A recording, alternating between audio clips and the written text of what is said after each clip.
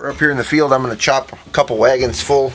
I was able to pick up a bag this morning, so I got some help coming later after chores. We can put that on. So I want to have a couple loads ready to put in there so we can get the brake and everything set. And then we can get this corn finished off, hopefully. Maybe tomorrow even. I think my brother's going to be around tomorrow, so we can haul pretty good.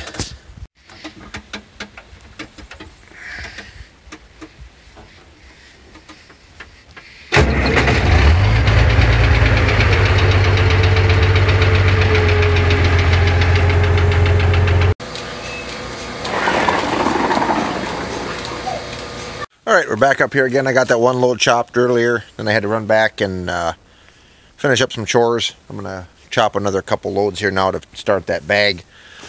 We had gotten some comments on the corn about why we were asking why we were chopping it when it's so dry, because it's all brown. And this corn in this area where we're at here is usually the corn freezes before it gets ripe, so it looks really dry, but it's not as dry as it looks, I'll put it that way.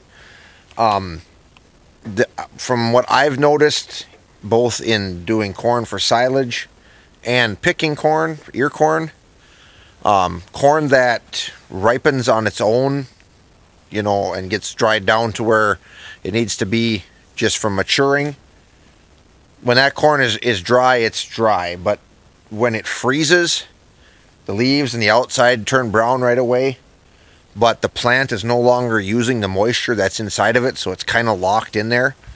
So, I mean, it still does dry down because the plant is dead, but it doesn't dry down as fast, from what I've noticed, as if it ripens. But I've got a couple of stalks here in the head of the chopper. I'll kind of show you if we get up close to them here. I'll turn this camera around. Alright, so we got this stalk here that I pulled out of the head. Now your leaves, yeah, your leaves are going to be pretty crunchy. There isn't much moisture in them. But you get down on the stalk here yet, you know, you're still green. You're still green there. We'll even take here, I'll grab my knife.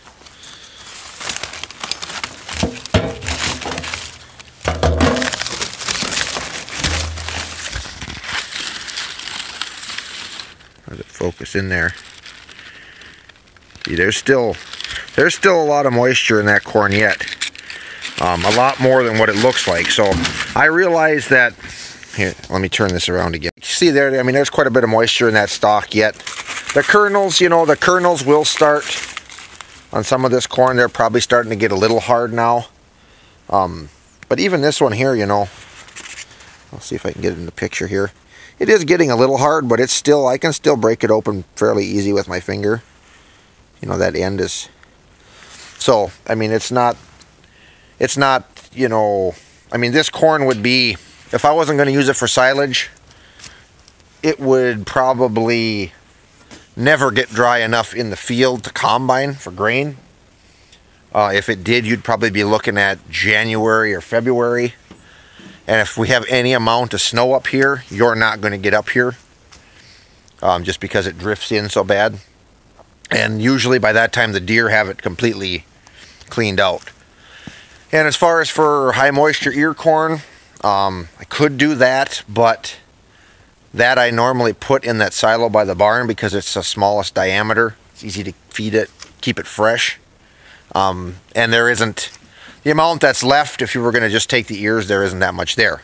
But like I said, there's plenty of, you know, even look at this stalk on the bottom where the chopper cut it off. You know, it's green down there yet. So, I mean, there's juice just running out of it yet. So like I said, I just noticed we got a lot of comments on it wondering, and I've seen a lot of videos, places around the country or world that they're chopping and the corn is all green. But that corn is probably mature. So anyway, I just wanted to kind of touch on that, why it looks so dry. Because like I said, it more just looks that way. I know one year when my grandpa was chopping, we had gotten a frost, and the corn looked, you know, looked like it was drying fast, and we started chopping, and I mean the juice was just running out of those chopper boxes. It was way actually too wet to be putting in the silo, but So anyway, I just wanted to touch on that because we had the comments, and so now I'm gonna get this box filled. Johnny just called me, he's on his way over so we can get that bag on. Oh, I guess I can run and get the bag, huh? So what are we doing, Fuzzy? I can help you throw it. What are we doing? In the bucket, or I figured that'd be the easiest probably, yeah. Putting a new bag on? Uh-huh.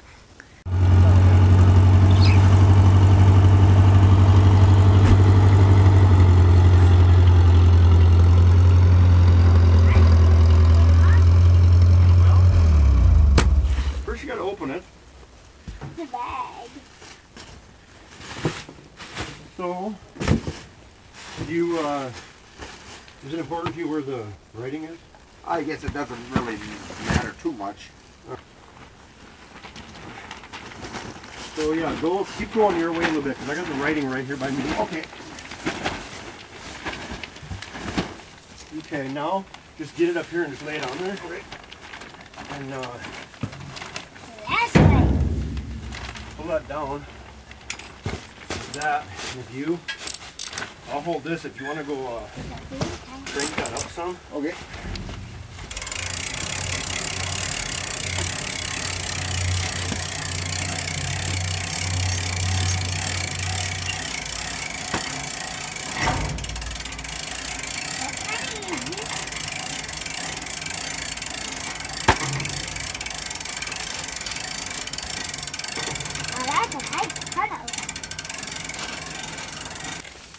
Right. I took out the other one. The other one's still in the garage and sitting in the shop. Oh, I yeah. haven't used it since.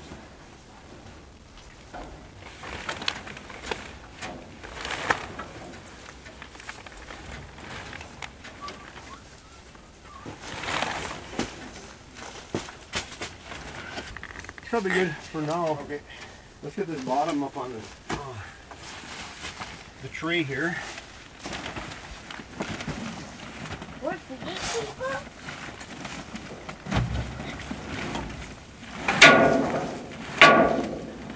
Alright. Okay, you're gonna stay in here then when we close the bag? Did Tommy lose his phone inside the bag? Or no, it was under.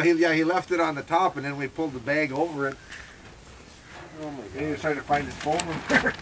God, he got it out of there. He reached under. I know that thing was really packed in there. The top, I've never had no problem with the top. It just kind of, it pulls hard, but. Okay.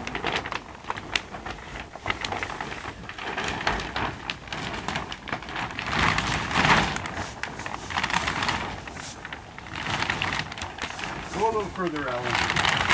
Or I don't know. Alright, now come to the top. Just watch them line. Okay. Go one more probably. Right there. That's plenty.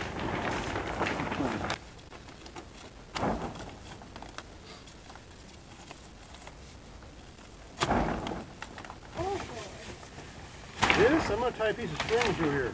You got another string? Grab one of them.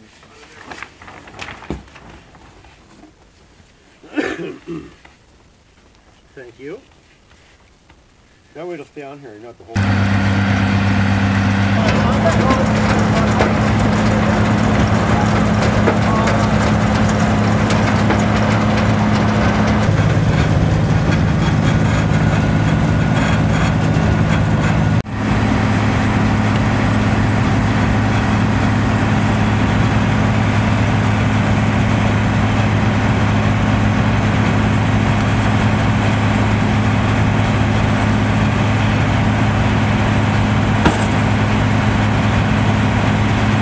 It's Thursday, October 8th.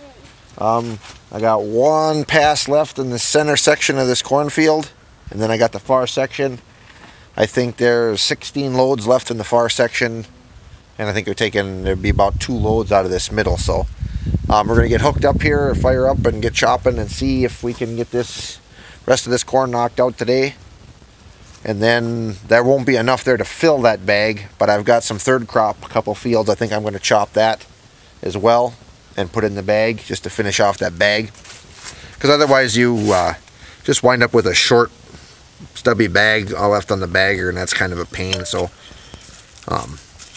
So we can top it off with that hay, and then we should be done with that. So we're gonna hit it here. My brother Paul is around today, so it goes a lot faster when you got somebody to haul and unload, and you can just keep on chopping. So that's what we're gonna do now.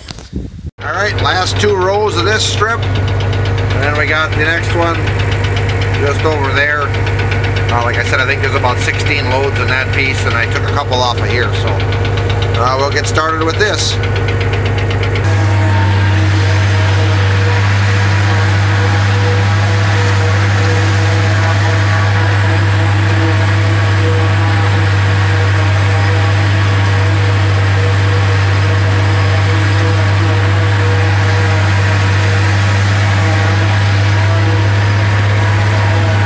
Hey everybody, it's Thursday night, about 8:15 in the evening, up here chopping.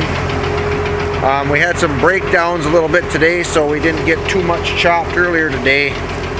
The second load we put in the bagger was just kind of starting to fill, and for some reason it started pushing the backstop back instead of pushing the tractor and the bagger forward.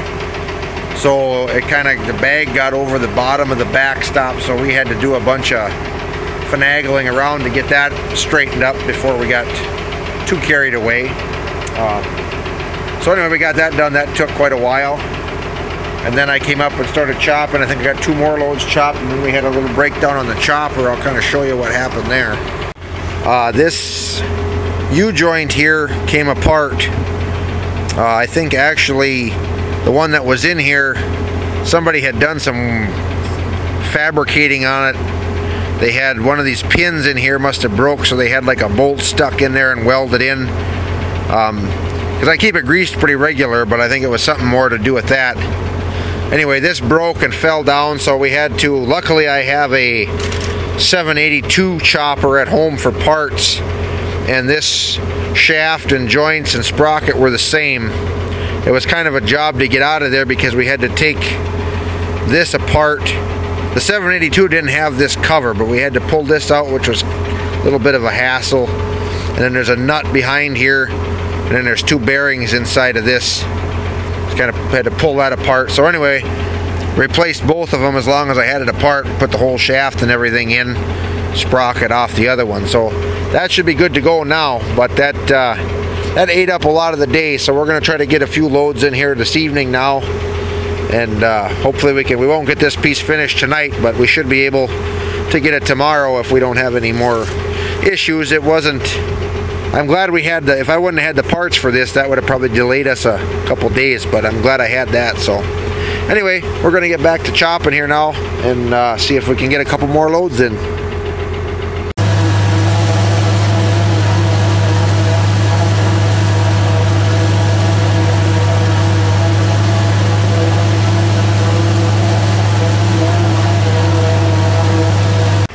Got that load done. I'm going to take off with another one here. Try to get another load or 2 in yet. So I can, 1 round on this piece is a full load coming over the beaters. So this is nice corn in this section. So I'm going to keep plugging away here and see if we can get a couple more done.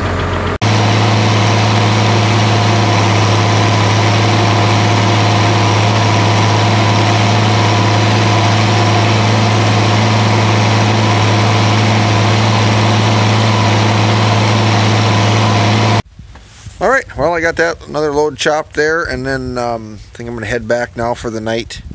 This tractor is going to need fuel, and I should probably sharpen that chopper. So I think we're going to head back now, get something to eat, unload that load, and call it a night.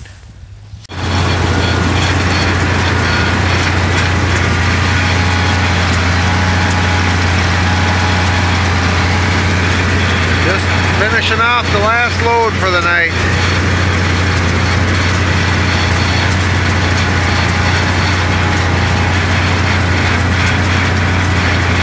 Friday, October 9th. I'm just going to go up and chop a load for the cows, and then I got to sharpen the chopper and stuff.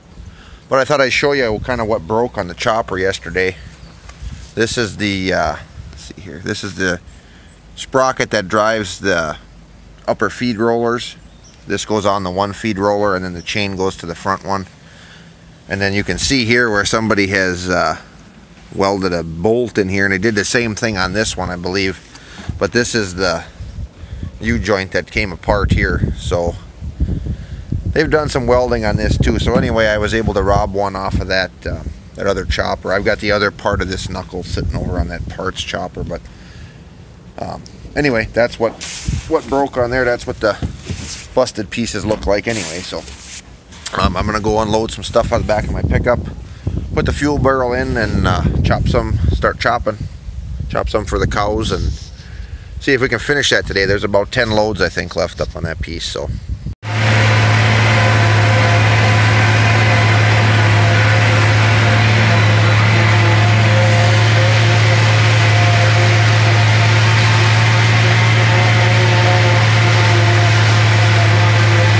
we're getting pretty close to done with the corn. I got 3 loads left to chop up here. Warm today. I just looked at my phone. I think it said it's 79, so plenty warm. But so I got, like I said, 3 loads left. Paul just brought me another wagon, so I'll get started and get this wrapped up. I hooked up to the wagon. This will be the last load of our corn for the year. I still have some that we'll chop for Johnny later there on my grandpa's once we're done, but as far as our corn, this will be the last load. Then we're going to put the hay head on the chopper and finish the bag off with some third crop hay, just to top the bag off. I don't know, I think we're over half full on the bag a fair bit, but it'll take a few loads yet. So, but anyway, we're going to finish up here on this last strip.